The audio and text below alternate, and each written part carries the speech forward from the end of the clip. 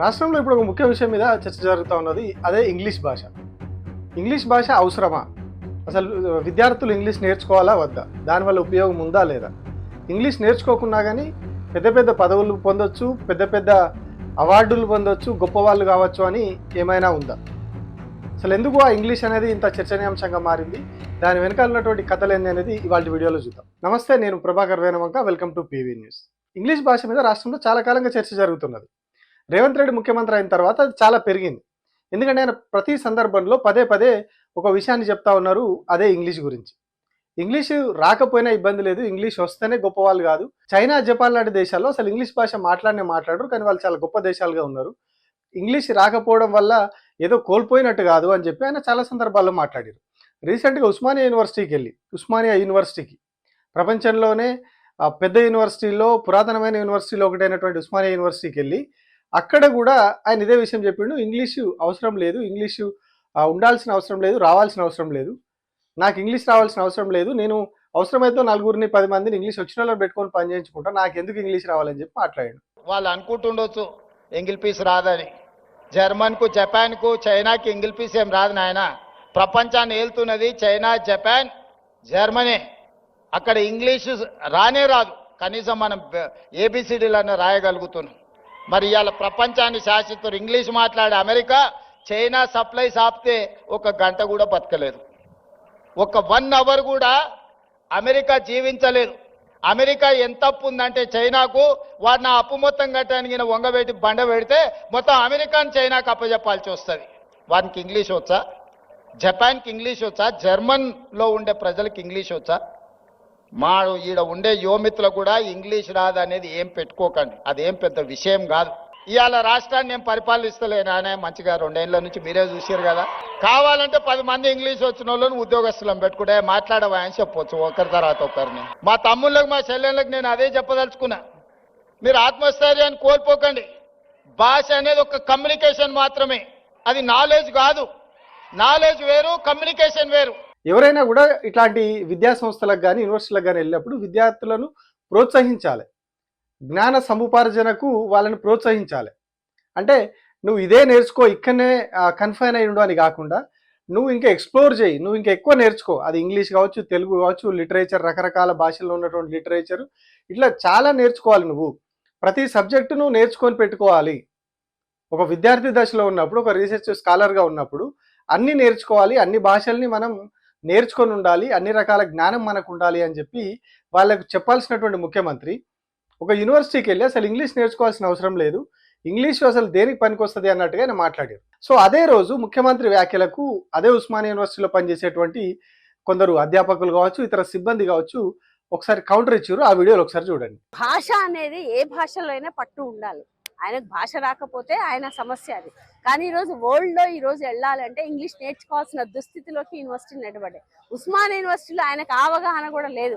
ఉస్మానియా యూనివర్సిటీలో 2001లో ఆంగ్ల మాధ్యమంలోనే బోధన, ఆంగ్ల మాధ్యమంలోనే ఎగ్జామ్స్ రాయాలనేది ఆల్రెడీ వచ్చింది 2001లో. అంటే 24 సంవత్సరాలు అవుతుంది. అమల్లోకి వచ్చి దాన్ని బీట్ చేసుకుంటూ పిల్లలు చదువుకుంటూ పోతున్నారు. మీకు ఇంగ్లీష్ రాలేదని బాధపడకండి, ఇంగ్లీష్ రాలేదని బాధపడి తనకు రాకపోతే పిల్లలు ఎందుకు రాదు అంటే వాడు వరల్డ్ కంప్లీట్ అవ్వకూడదా? ఒక ముఖ్యమంత్రి గారు ఇంగ్లీష్ వచ్చిన వాళ్ళని ఉద్యోగస్తులో పెట్టుకోవచ్చు అని చెప్పిండు. కానీ ఉద్యోగం చేయాలంటే ఇంగ్లీష్ రావాలి కదా సార్. మరి ఇంగ్లీష్ రాకుండా విద్యార్థులు ఎట్లా ఉద్యోగాలు చేస్తారు? అందరు ముఖ్యమంత్రులు కాలేరు, అందరూ మంత్రులు కాలేరు. చదువు రాకపోయినా దేశాన్నో రాష్ట్రాన్నో పరిపాలించడానికి, ఈ చదువు రాకపోయినా దేశాన్ని రాష్ట్రాన్ని పరిపాలించడంతోనే ఇలా ఈ గతి పట్టింది ఉస్మానియా యూనివర్సిటీ లాంటి. ఇది చదువు రానోళ్ళు ఉంటే ఎట్లా ఉంటుంది పరిపాలన, చదువు విలువ తెలియని వాళ్ళు ఎట్లా ఉంటుంది అనేది వాళ్ళు చెప్తా ఉన్నారు.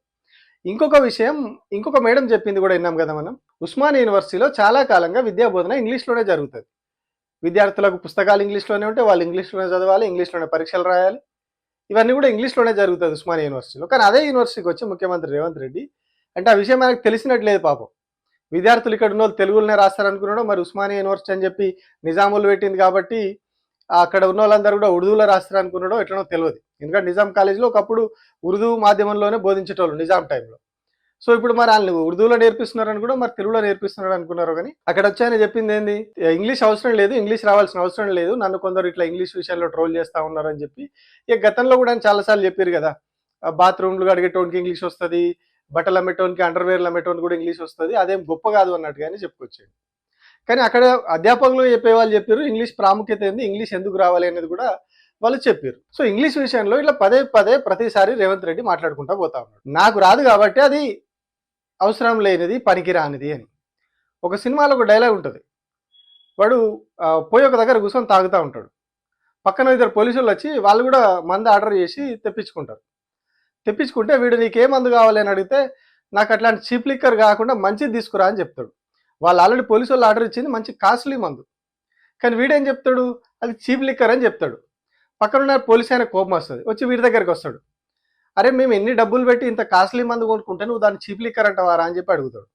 అడిగితే అప్పుడు వీడి తాగుబోతాడు చెప్తాడు నేను దాగంది ఏదైనా నాకు చీప్ లిక్కరే అని చెప్తాడు. అది ₹1,00,000 మంది అయినా సరే నాకు అది చీప్ లిక్కరే అని చెప్తాడు. సో ఇప్పుడు సేమ్ అదే జరుగుతున్నది ఇంగ్లీష్ భాష విషయంలో రేవంత్ రెడ్డి చేస్తున్నటువంటి కామెంట్స్. ఆయనకి ఇంగ్లీష్ రాదు కాబట్టి, ఆయనకి ఇంగ్లీష్ అనేది ఫ్లూయెన్సీ లేదు కాబట్టి, ఏదో ఆ చదువు పేపర్ చూసుకుంటే చదివేది కూడా ఇబ్బంది పడతాడు కాబట్టి, ఆయనకు రాదు కాబట్టి అది ఒక వేస్ట్ భాష.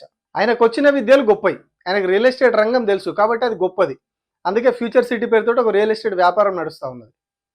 ఆయనకు రియల్ ఎస్టేట్ తెలుసు, ఏ భూములు ఎక్కడున్నాయో తెలుసు, వాటి కథ ఏందో తెలుసు. అందుకే హిల్ట్ పాలసీ పేరుతోటి భూములని అగ్గుసగ్గుకు అమ్మేసి ఎక్కడి నుంచి ఎక్కడ కిక్ బ్యాక్స్ పొందాలో ఆయనకు తెలుసు, అది గొప్పది. కానీ ఇంగ్లీష్ రావాలనే విషయం మాత్రం చాలా చిన్నది, ఇంగ్లీష్ అనేది చాలా పనికిరానిది. తెలుగు వచ్చినా సరే, మాతృభాష తెలుగు అయినా సరే, ఇప్పుడు ఉన్నటువంటి కాంపిటేటివ్ వరల్డ్లో ఎక్కడికి పోయినా ఇంగ్లీషే నడుస్తుంది. ఏ దేశం పోయినా ఎక్కడికి పోయినా కమ్యూనికేట్ చేయడానికి ఒక లాంగ్వేజ్ కావాలి. నువ్వు ఉద్యోగం చేసినా ఇంకొకటి చేసినా ఎక్కడికి పోయినా ఇంగ్లీష్లోనే నడుస్తుంది. కాబట్టి ఖచ్చితంగా ఇంగ్లీష్ వచ్చి ఉండాలి. పాపం ఈయనకేమో ఆ విషయం తెలియకుండా ఇట్లా ప్రతిసారి ఇంగ్లీష్ అనేది వేస్ట్, ఆ వేస్ట్ గాళ్ళకే వస్తుంది, నాకు అట్లాంటిది అవసరం లేదు అన్నట్టుగా ఆయన దానికి చులకన చేసి మాట్లాడుతూ ఉన్నాడు. సాఫ్ట్వేర్ ఉద్యోగం చేసేవాడు తెలుగు భాషలో కోడింగ్ రాయలేడు, తెలుగు భాషలో ఇంకో దేశంలో ఉన్న వ్యక్తితో కమ్యూనికేట్ చేయలేడు, హిందీ భాషలో కమ్యూనికేట్ చేయలేడు. వానికి ఇంగ్లీష్ రావాలి, మినిమం ఇంగ్లీష్ వస్తేనే వాడు కమ్యూనికేట్ చేయగలడు. ఒక ఇంటర్వ్యూకి మనం అటెండ్ అయినప్పుడు లాస్ట్కి ఎందుకు పబ్లిక్ సర్వీస్ కమిషన్ ఇంటర్వ్యూలోకి వెళ్ళినా కూడా అక్కడ కూడా వాళ్ళు ఇంగ్లీష్లోనే క్వశ్చన్స్ అడుగుతారు, తెలుగులో అడగరు. ఏదో 1-2 తెలుగులో అడుగుతారు కావచ్చు, అన్ని కూడా ఇంగ్లీష్లోనే అడుగుతారు. సో మరి ఆ మాత్రం కమ్యూనికేషన్ స్కిల్స్ మనం నేర్చుకోవాలి. ఆ విషయాన్ని ఒక రాష్ట్ర ముఖ్యమంత్రి అయినటువంటి వ్యక్తి అవన్నీ కూడా కమ్యూనికేట్ చేయాలి, వాళ్ళకి చెప్పాలి. మీరు ఎక్కువ నేర్చుకోండి, భాష ప్రావీణ్యులుగా తయారవ్వండి. పివి నరసింహరావును బహుభాషా కోవిదుడు అన్నారు. ఆయనకు 14 భాషల వరకు వచ్చు, 14 భాషలకు పైగా ఆయన నేర్చుకున్నాడు, మాట్లాడగలడు, రాయగలడు, అన్ని భాషలు వచ్చు ఆయనకి. సో ఇట్లా చాలామంది ఉన్నారు దేశంలో ఎక్కువ భాషలు వచ్చిన వాళ్ళు. సో అట్లా మనం ఏం చేయాలి, వాళ్ళకు భాషలు మీరు ఎక్కువ నేర్చుకోండి, ఎక్కువ నాలెడ్జ్ గెయిన్ చేయండి అని చెప్పాలి. కానీ మన ముఖ్యమంత్రి మాత్రం ప్రతిసారి వెళ్ళి మీకు ఇంగ్లీష్ వద్దు, ఇంగ్లీష్ అండర్వేర్లు అమ్మేటోడు చేస్తాడు, బాత్రూమ్ గడిగేటోడు నేర్చుకుంటాడు, ఇట్లా డిస్కరేజ్ చేస్తూ ఉన్నారు. ఇది ఒక రాష్ట్ర ముఖ్యమంత్రి పదవిలో ఉన్నటువంటి వ్యక్తి చేయాల్సిన పని కాదు, దట్టు ఆయన రాష్ట్రానికి విద్యాశాఖ మంత్రి. అట్లాంటి 2 గౌరవప్రదమైనటువంటి పోస్టుల్లో ఉన్నటువంటి వ్యక్తి ఇంగ్లీష్ భాష వద్దు అని చెప్తా ఉన్నాడు. అంటే ప్రాధాన్యతలు, ఇందాక ఒక కథ చెప్పుకున్నాం కదా, తాగుబోతు కథ. సో మనం ఇక్కడ అప్లై చేసుకోవాలి. అంటే మనకు రాంది ఏదైనా అది చీప్ లిక్కరే, పనికిరాందే అనే ఉద్దేశంతో ముఖ్యమంత్రి ఉన్నట్టుగా మనం దీని ద్వారా గుర్తించాలి. ఇక ఇంకొక విషయం, ఇదే ఇంగ్లీష్కు సంబంధించి ఒక కాంట్రాస్ట్ పర్సన్ ఇప్పుడు మనం చూద్దాం. ఆయన ఎవరో కాదు, శశి థరూర్. ఏదైతే రేవంత్ రెడ్డి ముఖ్యమంత్రి అయ్యారో అదే కాంగ్రెస్ పార్టీ నుంచి ఎంపీ అయ్యారు. గతంలో యూపీఏ గవర్నమెంట్లో కేంద్ర మంత్రిగా కూడా పనిచేశారు. ఆయన శశి థరూర్ కేరళకు సంబంధించిన వ్యక్తి, కేరళ ముఖ్యమంత్రి కావాలని చెప్పి ఉవ్విల్లూరుతున్నటువంటి వ్యక్తి. ఆయన కేవలం ఇంగ్లీషు ద్వారానే ప్రపంచవ్యాప్తంగా అందరికీ పరిచయం, సుపరిచితుడు. కేవలం ఇంగ్లీష్ భాష ద్వారానే, ఆయన రాజకీయ నాయకుడిగా కంటే కూడా ఆయన మాట్లాడే ఇంగ్లీష్ కావచ్చు, ఆయన వాడే ఇంగ్లీష్ పదాలను బట్టి కావచ్చు, ఆయన దేశవ్యాప్తంగా ప్రపంచవ్యాప్తంగా చాలా ప్రసిద్ధిగాంచిన వ్యక్తి. ప్రపంచవ్యాప్తంగా ఆయనకు ఎంతోమంది ఫ్యాన్స్ ఉన్నారు. ప్రపంచవ్యాప్తంగా పోయి చాలా దేశాల్లో ఆయన లెక్చర్స్ ఇస్తూ వస్తారు ఇంగ్లీష్ మీద, ఇంగ్లీష్ లాంగ్వేజ్ మీద. కొన్ని కఠినమైన పదాలని ఆయన పార్లమెంట్లో వాడినప్పుడు, మాట్లాడేటప్పుడు దానికోసం గూగుల్ సెర్చ్లోనో ఆక్స్ఫర్డ్ డిక్షనరీలోనో ఎత్తుకోవాల్సిన పరిస్థితి అందరికి, ఎంపీలందరికీ వస్తుంది. అట్లాంటి పదాలు వాడతారు, ఎవరికి అర్థం కావు ఆయన పదాలు. ఆయన అంత ఇంగ్లీష్ మీద అంత పట్టున్నది, ఆయన కొత్త పదాలు వాడతారు, చాలా కాంప్లెక్సిటీ ఉన్నటువంటి పదాలు వాడతారు. సో ఒక వ్యక్తి ఏమో ఇంగ్లీష్ ద్వారా పేరు తెచ్చుకుంటా ఉన్నాడు, అదే కాంగ్రెస్ పార్టీకి సంబంధించిన వ్యక్తి. ఇంకొక కాంగ్రెస్ పార్టీకి సంబంధించిన వ్యక్తి ఏమో ఇంగ్లీష్ వద్దు మనకి అని చెప్తా ఉన్నాడు. సో ఇప్పుడు ఈ కాంపిటేటివ్ వరల్డ్లో ఇంగ్లీష్ అనేది ఎంత ముఖ్యం అనేది మనకు శశి థరూర్ ఒక ఎగ్జాంపుల్. చాలా నాలెడ్జ్ ఉన్న పర్సన్ ఆయన, ప్లస్ ఈ లాంగ్వేజ్ స్కిల్స్ పరంగా చాలా అద్భుతమైన వ్యక్తి. వ్యక్తిగత జీవితాలు, ఆయనకు సరదాలు, సల్లాపాలు అవన్నీ వేరు. కానీ ఎప్పుడైతే మనం ఈ లాంగ్వేజ్కు సంబంధించి వచ్చినప్పుడు, జ్ఞానానికి సంబంధించి వచ్చినప్పుడు, ఆయన లాంగ్వేజ్లో అద్భుతమైన వ్యక్తి ఇంగ్లీష్లో. సో ఒక పార్టీలో ఉన్నటువంటి ఇద్దరు వ్యక్తులు, ఒక ముఖ్యమంత్రి, ఇంకొకరు ముఖ్యమంత్రి కావాలనుకుంటున్నటువంటి ఎంపీ, ఇంగ్లీష్ విషయంలో ఎంత వేరియేషన్, ఎంత కాంట్రాస్ట్ ఉంది. ఈయన రేవంత్ రెడ్డి ఏమో ఇంగ్లీష్ వద్దు, అవసరం లేదు అంటాడు.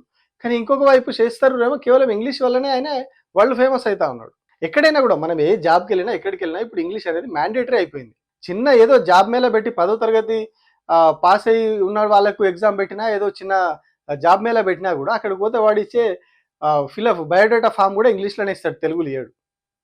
సో మనం ఆ బయోడేటా ఫామ్ అన్న ఫిల్ చేయడానికి ఇంగ్లీష్ రావాలి కదా. వాడు అక్కడ ఏమి ఇచ్చిండు, పేరు, ఫుల్ నేమ్ అని ఇచ్చిండా, జస్ట్ నేమ్ అని ఇచ్చిండా, ఇంకేమి ఇచ్చిండు, అది చూసుకోవడానికన్నా ఇంగ్లీష్ రావాలి కదా. అంటే కేవలం తనకు రానిది, తనకు నచ్చనివన్నిటినీ కూడా తక్కువ చేసి చూపించడం, తక్కువ చేయడం రేవంత్ రెడ్డి అలవాటు అనేది ఇక్కడ క్లియర్గా స్పష్టమవుతా ఉంది.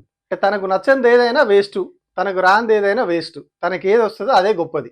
అన్నిటిలో, పనుల్లో కావచ్చు, పథకాల్లో కావచ్చు, ఆయన చేసే ఆయన ఏది ఫ్యామిలీ పాలిటిక్స్లో కావచ్చు, ప్రతిదీ కూడా తాను చేస్తే కరెక్టు, తనకు నచ్చింది కరెక్టు, మిగతా వాళ్ళు చేస్తే తప్పు. రాజకీయాల్లో ఎన్నైనా చేసుకోవచ్చు, ఎన్నైనా మాట్లాడుకోవచ్చు, అబద్ధాలు చెప్పొచ్చు, దునియా చెప్పొచ్చు, నడుస్తుంది. ప్రతి ఒక్కరు అదే పని చేస్తారు రాజకీయాల్లో. కానీ ఎప్పుడైతే ఈ ఎడ్యుకేషన్ విషయానికి వచ్చినప్పుడు ఇది పిల్లల భవిష్యత్తు. అది కూడా నువ్వు ఎక్కడికి వెళ్ళి మాట్లాడినా, ఒక యూనివర్సిటీకి వెళ్ళి మాట్లాడినావు, ఒక యూనివర్సిటీలో నిలబడి మాట్లాడినావు, కొన్ని లక్షల మంది దాన్ని చూస్తారు. చిన్న పిల్లల నుంచి స్కాలర్స్ వరకు అందరు చూస్తారు దాన్ని. అట్లాంటప్పుడు మనం ఏం చెప్పాలా? నాలెడ్జ్ గెయిన్ గురించి చెప్పాలా, లాంగ్వేజ్ స్కిల్స్ నేర్చుకోవడం గురించి చెప్పాలి. కానీ కంప్లీట్గా మనం అది వదిలిపెట్టేసి అసలు ఎవరు నేర్చుకోకూడదు, మీరు ఇంగ్లీష్ అవసరం లేదు, నాకు ఇంగ్లీష్ అవసరం లేదు, ఇంగ్లీష్ వచ్చిన దేశాలు ఎన్ని ఉన్నాయి, చైనా, జపాన్ ఎట్లా ఎదుగుతా ఉన్నాయి, అక్కడ ఇంగ్లీష్ వాడతారా, ఇట్లాంటి చేయడం వల్ల అందరినీ డిస్కరేజ్ చేసినట్టు అవుతుంది. ఎవడన్నా పిల్లోనికి మైండ్లో మీరు చెప్పిన పదం పడితే వాడు ఇంగ్లీష్ లాంగ్వేజ్ని పక్కన పెట్టేస్తాడు. చాలామంది పిల్లలకి, స్కూల్ పిల్లలకి ఇంగ్లీష్ అనేది ఒక టఫ్ సబ్జెక్ట్. స్కూలే కాదు, ఇంటర్, డిగ్రీ వరకు కూడా చాలామందికి ఇంగ్లీష్ అనేది ఒక టఫ్ సబ్జెక్ట్. చాలా తక్కువ మార్కులు వస్తూ ఉంటాయి చాలామందికి. సో అట్లాంటప్పుడు, అట్లాంటి టైంలో నీ మాటలు విన్నప్పుడు ఏమవుతారు, వాళ్ళంతా కూడా ఆ ఇంగ్లీష్ని పక్కన పెట్టేస్తారు. వాడు 35 మార్కులు కూడా 35 మార్కులు కూడా రావు వాడికి. అంటే ఇట్లాంటి పనులు చేయడం వల్ల మనం ఏం చేయాలి, అట్లాంటి వాళ్ళని మోటివేట్ చేసేలాగా మాట్లాడాలి. అట్లాంటి వాడు ఇంగ్లీష్లో ఇంకా నాలెడ్జ్ పెంచుకొని అందరికంటే అద్భుతంగా పర్ఫామ్ చేసేలాగా మనం చెప్పాలి. కానీ మనం ఏం చెప్తున్నాం, నేను గవర్నమెంట్ స్కూల్లో చదివినా, తెలుగు మీడియం చదివినా అని చెప్పి. నువ్వు చదివినా కావచ్చు, నీ కాలం వేరు, ఈ కాలం వేరు. నువ్వు చదివినప్పుడున్న పరిస్థితులు వేరు, ఇప్పుడున్న పరిస్థితులు వేరు. సో అప్పటికిప్పటికి పరిస్థితులు మారిపోయినాయి. సో విద్యాభ్యాసము, విద్యా తీరులు మారినాయి, ఉద్యోగాల తీరు మారింది, అన్నీ మారినప్పుడు సో నువ్వు ఖచ్చితంగా ఆ రకంగా చెప్పాలి. మళ్ళీ ఒక విద్యాశాఖ మంత్రి, ముఖ్యమంత్రి కానీ నాకు ఇంగ్లీష్ రాదు కాబట్టి ఇది అది. ఇప్పుడు ఇంకొక జోక్ కూడా నడుస్తూ ఉన్నది ఇప్పుడు ఇదే ఇంగ్లీష్కి సంబంధించి. మొన్న మెస్సీ వచ్చిండు హైదరాబాద్కి. ఆ ప్రోగ్రాంలో మెస్సీ ఇంగ్లీష్లో మాట్లాడాడు, మెస్సీ ఆయన మాతృభాషలో మాట్లాడతాడు, దాన్ని పక్కనే ఉన్న వాళ్ళు అనువాదం చేసి చెప్తారు. రేవంత్ రెడ్డి ఏమన్నా మాట్లాడితే దాన్ని కూడా వీళ్ళు ఆయన మాతృభాషలోకి అనువాదం చేసి ఆయనకు చెప్తారు. సో ఇప్పుడు దీని మీద ఏం జోక్ నడుస్తూ ఉందంటే, రేవంత్ రెడ్డికి ఇంగ్లీష్ రాదు, ప్లస్ ఇంగ్లీష్ రాకున్నా కూడా ఎట్లా అయినా ఒక వరల్డ్ ఐకాన్ అయ్యిండు, వరల్డ్ స్టార్ అయ్యిండు మెస్సీ అనేది చూపించడానికే మెస్సీని పట్టుకొచ్చిరు. అంత పబ్లిసిటీ చేసుకున్నాడు, అంత ఆడంబరం చేసి చూపెట్టిండు. ఇంగ్లీష్ రాని మెస్సీ ఒక ప్రపంచాన్ని ఎట్లా వెళ్తా ఉన్నాడు సాకర్లో. అట్లాంటిది నేను రాజకీయాల్లో ఉండొద్దా, ఇంగ్లీష్ రాకుంటే గొప్పవాళ్ళు కాలేరా, అట్లా అభిప్రాయం కలిగేయడానికే మెస్సీని పట్టుకొచ్చిరు, అంత ఆడంబరం చేసిరు, అంత హడావిడి చేసిరు అని చెప్పి ఇప్పుడు ఒక జోక్ కూడా నడుస్తూ ఉంది బయట. అంటే జస్టిఫికేషన్ చేసుకోవడానికి, ఇంగ్లీష్ రాకున్నా ఏం కాదని జస్టిఫికేషన్ చేసుకోవడానికి మెస్సీని తీసుకొచ్చారు అనేది ఇప్పుడు బయట చర్చ నడుస్తూ ఉన్నారు. సో అంటే ఒక కాంపిటేటివ్ వరల్డ్లో ఉన్నప్పుడు ఖచ్చితంగా మెజారిటీ ఏది ఉందో, ఎట్లా ఉందో దాన్ని పోటీపడి మనం నేర్చుకోవాలి. జ్ఞానం నేర్చుకునే విషయంలో ఎప్పుడు కానీ ఈ లిమిటేషన్స్ ఉండొద్దు. లిమిటేషన్స్ పెట్టుకొని జ్ఞాన సముపార్జన చేస్తే అది సముపార్జన కాదు, అదేదో బట్టి కొట్టి సవుడు అవుతుంది తప్పితే అది దేనికి పనికిరాదు. సో అన్లిమిటెడ్గా మనం నేర్చుకుంటూనే పోయినప్పుడు మనకి ఎప్పుడో చోట ఏదో ఒక చోట అది పనికి వస్తూ ఉంటుంది. ఇది ఒక రాష్ట్ర ముఖ్యమంత్రిగా, ఒక విద్యాశాఖ మంత్రిగా చెప్పాల్సిన మాట. కానీ అవన్నీ మర్చిపోయి ఆయన ఇంగ్లీష్ వద్దు, అవసరం లేదు, నేను 10 మంది పనులను పెట్టుకుంటా అని ఒక విశ్వవిద్యాలయానికి వెళ్ళి చెప్పడం ఇప్పుడు కంప్లీట్గా అంతటా కూడా ఇదే చర్చ నడుస్తూ ఉంది. ఇంగ్లీష్ మీద ఎందుకైనా ఇంత ఇది చేస్తూ ఉన్నాడు, నవ్వుకుంటున్నారు బయట టీచర్లు కావచ్చు, ప్రొఫెసర్లు కావచ్చు, నవ్వుకుంటున్నారు. ఒక ముఖ్యమంత్రి స్థాయిలో ఉన్న వ్యక్తి ఇట్లా మాట్లాడడం కరెక్టేనా అని చెప్పి నవ్వుకుంటున్నారు. సేమ్ టైం మనం శశి థరూర్ గురించి కూడా చెప్పుకున్నాం. సో అట్లాంటి ఒక వ్యక్తి ఇంగ్లీష్ విషయంలో, ఇట్లాంటి ఒక వ్యక్తి. సో మనం ఇప్పుడు ఇట్లాంటి ఒక కాంగ్రెస్ పార్టీలో ఇట్లాంటి 2 వైరుధ్యాలు ఉన్నటువంటి వ్యక్తుల మధ్యలో కాంగ్రెస్ పార్టీలో వీళ్ళిద్దరు నడుస్తూ ఉన్నారు. ఒకరేమో ఇంగ్లీష్ అవసరం లేదంటారు, ఒకరేమో ఇంగ్లీష్తోనే ప్రపంచాన్ని వెళ్తూ ఉంటారు. సో దీన్ని బట్టి మనం ఏం అర్థం చేసుకోవాలి, మన ముఖ్యమంత్రి మైండ్ సెట్ ఏంటిది, మన ముఖ్యమంత్రి మనస్తత్వం ఏంటిది. ఆయన పిల్లల గురించి ఆలోచిస్తలేడు, భవిష్యత్ తరాల గురించి ఆలోచిస్తాడు, భవిష్యత్ తరాల ఉద్యోగాలు, వాళ్ళ జీవితం గురించి ఆలోచిస్తలేడు.